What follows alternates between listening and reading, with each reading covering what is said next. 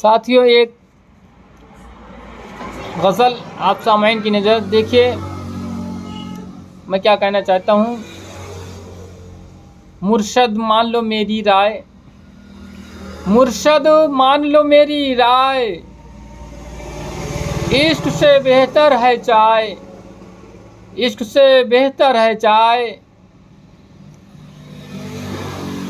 जो तुमसे करे दुआ सलाम, जो तुमसे करे दुआ सलाम, उसी से करो हल्लो हाय, उसी से करो हल्लो हाय।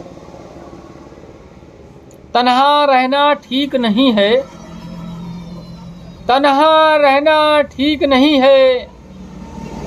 आओ बैठकर कुछ बात किया जाए।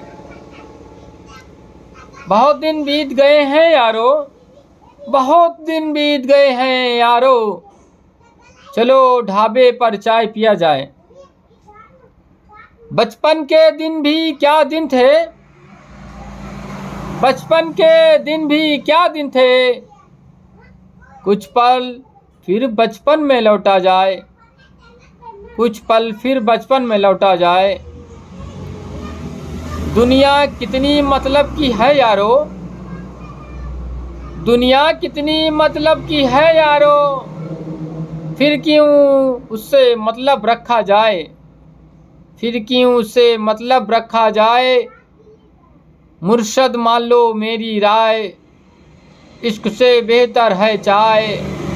बहुत दिन बीत गए हैं यारो, चलो ढाबे पे चाय पिया जाए।